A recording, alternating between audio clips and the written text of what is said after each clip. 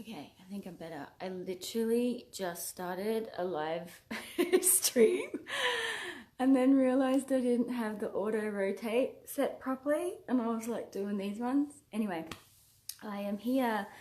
I am live. I am showing up. First of all, I want to share my gratitude and respect and deep thanks to Ricky for not only creating this sacred container, but also putting that calling out and creating that invitation and that prompt for us to all gather and connect and to listen to each other and become inspired from, I guess, connecting to the inner wisdom and expression of all, which is what I want to speak about this evening, and something that I'm very, very passionate about and have been working within the realms of that, creating my soulful service-based business for the last 6 years or so. So just give me a love heart if you can hear me okay. I can't actually see on my phone the people that join in. I can just see that there's people watching. So hello to you watching live. I'm just going to refresh because I don't really plan things. I just kind of create the space and allow whatever to come through. But I wanted to respect the intention of what Speak Up Thursday was about and stay on topic because if any of you are multi-passionate creatives, you can kind of bounce around here and there and go on some pretty wild tangents. So yeah, specifically what I wanted to share, and something that I have been working with in my own personal journey, is to the theme of liberation.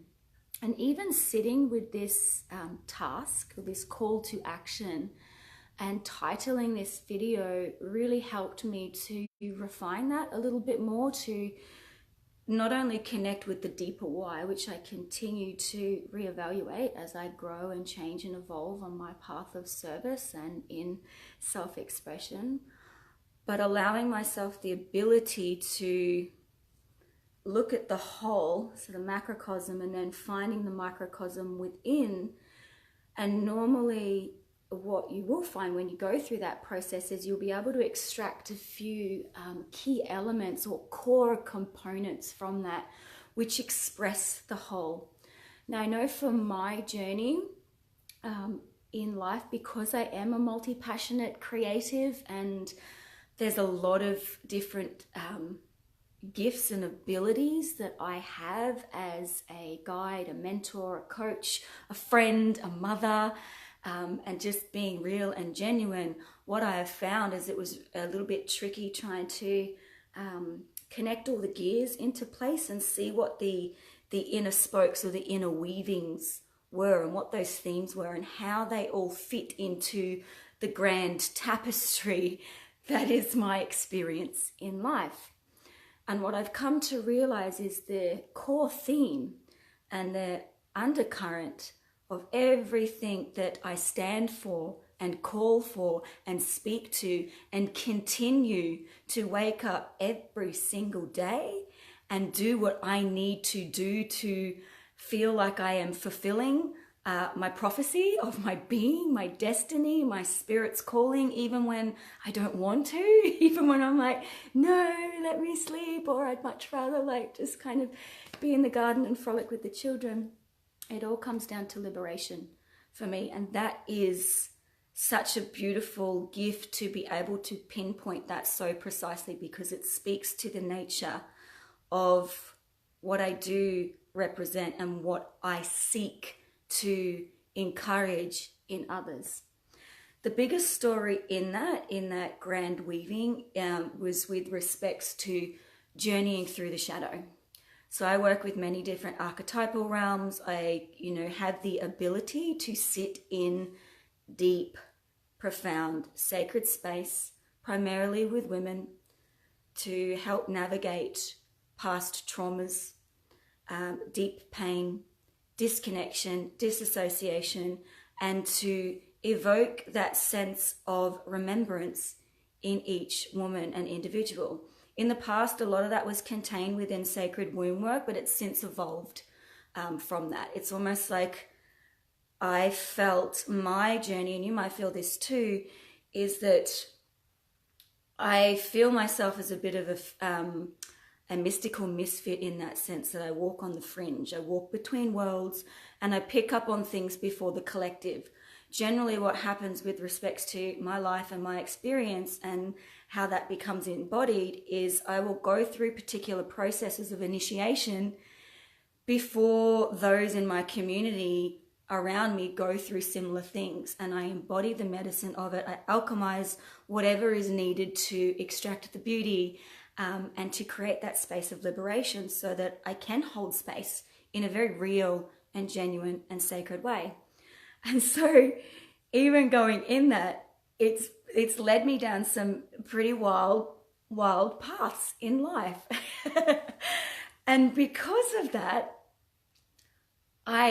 in my experience of liberation and wanting to share that with other women, what I have found is that when you pierce your shadow, when you integrate the medicine of it and you embody it and you come into that space of sovereign expression, sovereignty meaning that you are in complete presence of being, completely in the moment. You are in the driver's seat, not your subconscious blocks, limiting beliefs, ancestral imprints or stories, or, you embodying who you think you're meant to be based on whatever societal norms. It's like having the ability to be a little bit of a rebel and a revolutionary, to challenge the status quo of your life and be able to take the reins so that you can steer it in the direction that you choose, and not only steering it, that you claim your expression and who you are in this world and what you seek to experience, what you seek to share with other people.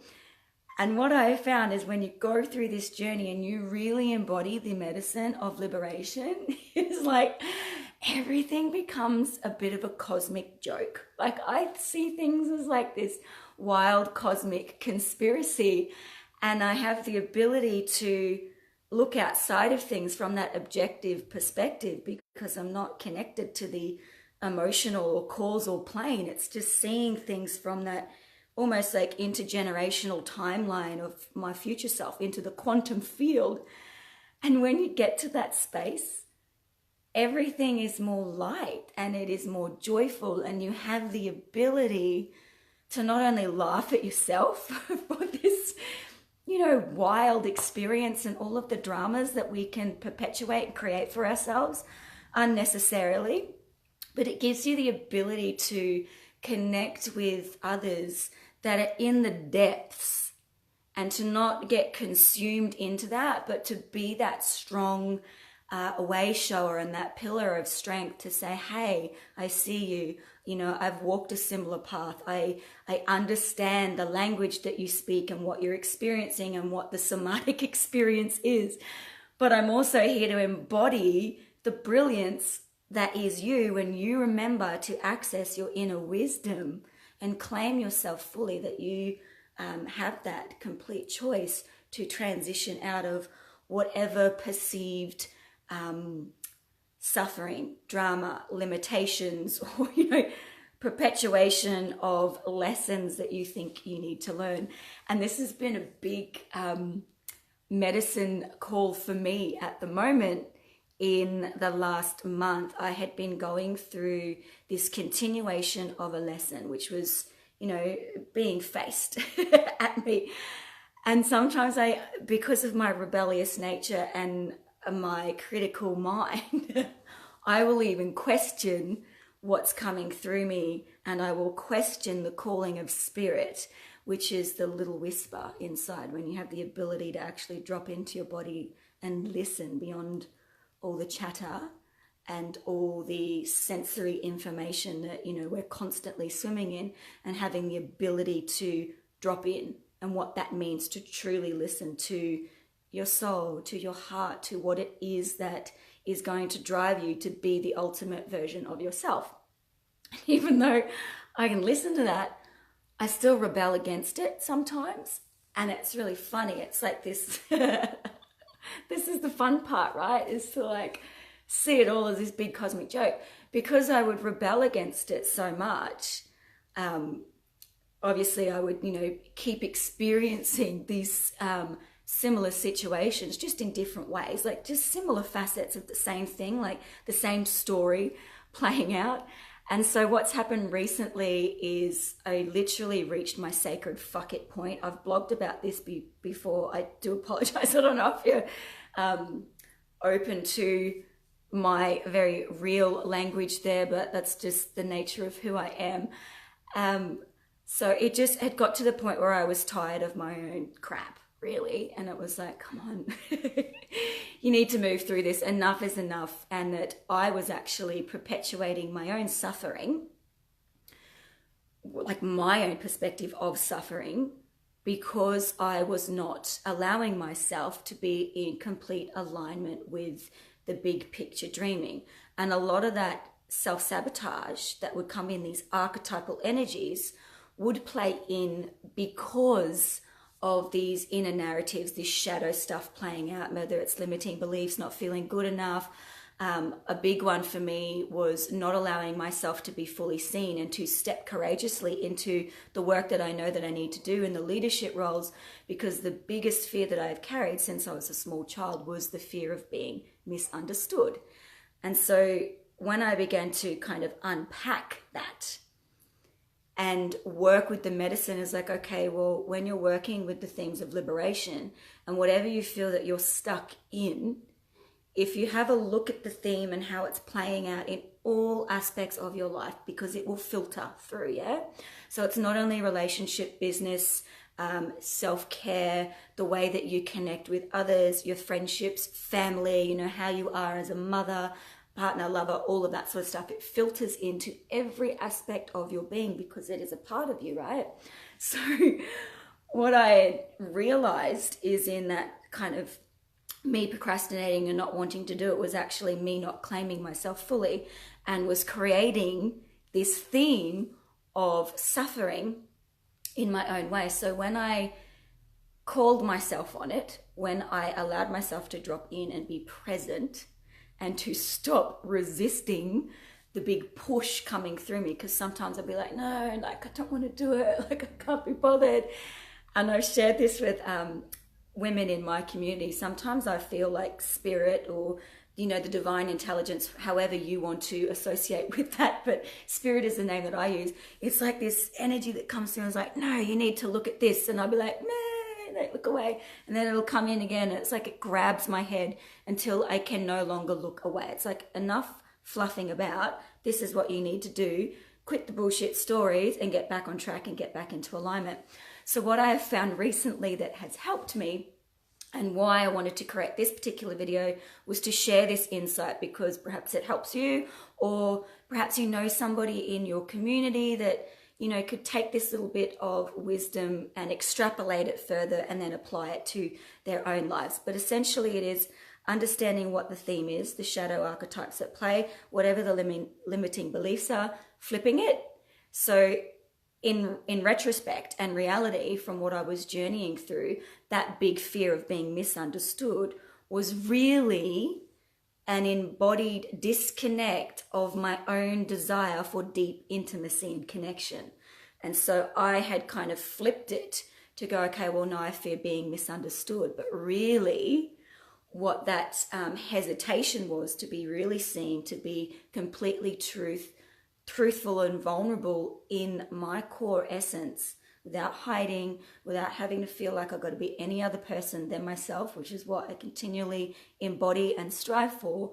That deeper undercurrent of that shadow fear, when I could really pinpoint it, was actually intimacy, which is one of these core desires that I had been working through. So it was really interesting to kind of bring them out and sit them side by side, because they were an exact vibrational match on the opposite scale, you know, on the different spectrum. If we're talking about the shadow length, that which we discard and cast aside, and then the conscious mind being, you know, the lighter side. So I want to share that with you, because when I came to this understanding, and it normally happens when you go through any type of transformational healing work, is you'll do your deep soul excavations, and you'll dig.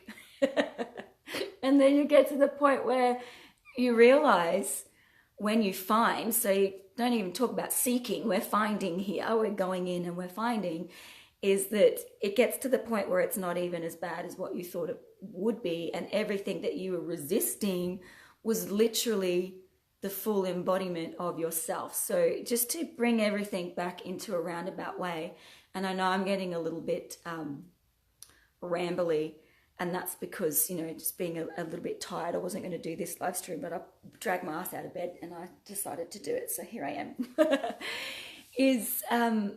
Yeah, I really wanted to speak to that core essence and the truth of what I seek to be in the world, in, you know, my weird and wonderful and just very real and genuine way. And I think that is what more and more people are calling for in their lives, is genuine connection and liberation. And where liberation comes from is from being sovereign and claiming yourself fully.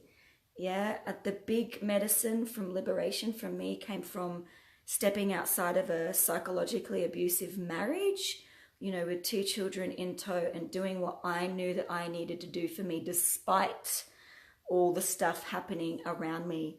And what I realized is when I played into the drama and I felt like I lost my way, which we do sometimes, and I went to sleep and I went into this micro sleep and became depressed in a very, what's the word, high functioning way. But what I began to realize is I kept getting swept up in story, and it was like I was on this hamster wheel or tumble dryer of stuff, of story, and I would keep going back into these past events and things that would happen until I allowed myself to be liberated from those stories. And the pathway and the medicine for liberation is through being sovereign and knowing who you are. There's such a gift to know who you truly are beyond the influence of any other person around you, which comes from the ability to tune in and to listen and to connect. Yeah, to connect with yourself and to connect with country, connect with the land that you're on. Is I began to realize that I wasn't actually in alignment with the true embodiment of myself. So of course I was creating this deep pain and suffering in my life. And when I chose myself fully and I gave myself full, unwavering permission and truth to, you know, just be, yeah, that's when my life began to radically change. And in that, I began to step more fully into the work that I do with women, which, as I mentioned before, being a multi-passionate, spans a very broad scope because of what I care about, what I connect with, what I have experienced. And that comes back into helping people remember their sacred inner wisdom, that it is all inside of you if you allow yourself to go there and to face yourself fully, to believe in yourself, to love yourself. And it's like the pure primal embodiment of self-love is to come into that full acceptance of embracing, you know, the shadow and the light and all of it, because you're a beautiful human. Yeah. And when you come into that space, I feel that we have a moral obligation and duty to share our wisdom and our stories with other people so that we can help them do what they need to do in their own way, in their own time, to liberate themselves from suffering. And I am really passionate about sharing what I have learned from many different embodiment practices, women's mysteries, womb wisdom, from free birthing, from, you know, the psychology stuff that I had to learn from journeying with a narcissist, like just the whole gamut of it, right? To be able to share these tools that I have garnered from years and years and years of experience and walking lifetimes and remembering things from I don't know where, and I don't need to know where. I just need to know that they work and they help other people. So to kind of bring it all into completion, and I'll wrap this up, that is what I stand for, and I have written about it before, and it is becoming more and more clear with who you are and the big picture dreaming of yourself. I align to the archetype of the wise woman, and that's what I named my business, was Wise Woman. And when I connect with that in any time of need where I feel like I've slipped and I'm not in alignment and I've kind of gone off the way a little bit, which is, serves a purpose, I call upon her and I connect with my inner wisdom to guide myself back home to where I know I need to be and where I know that I already am based on the quantum timeline as well. So it's like, I don't want to get like too trippy here because it is late as well. But I just wanted to share that with you and to speak it and to be witnessed in that, and that I firmly believe and I trust that we all have an innate ability to connect with our inner wisdom, to guide ourselves back home into the seat of our soul, into the hearth of our heart and our home, which is here, and to be able to embody all of the grace and beauty and wisdom within,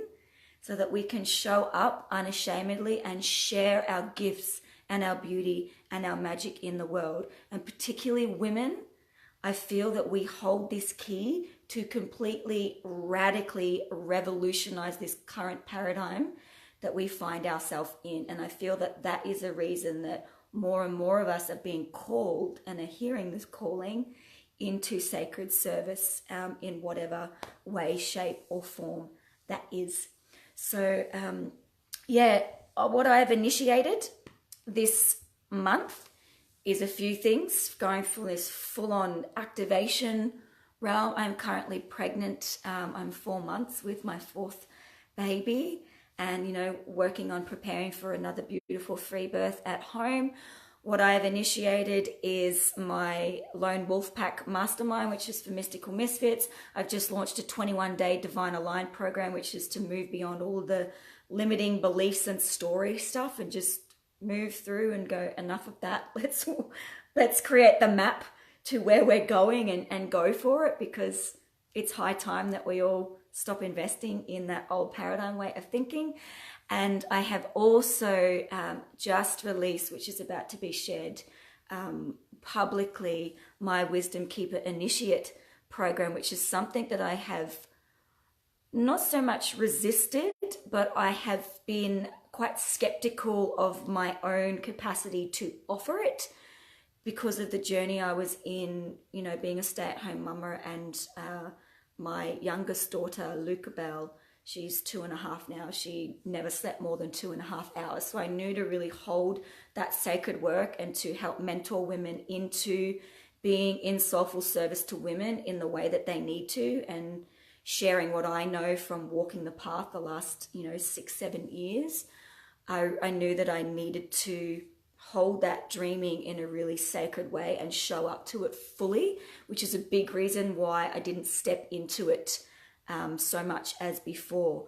But then the interesting thing is this pregnancy came through, this new soul, very strong and fierce, determined soul came through. And then I realized that part of my journey was being in a little bit of a story there and reprogramming and working on my own neuroplasticity to actually create the life that I want to live, and programming my brain to create ease and flow, and that I can have it all and I can do it all, and it's going to be brilliant and amazing and awesome.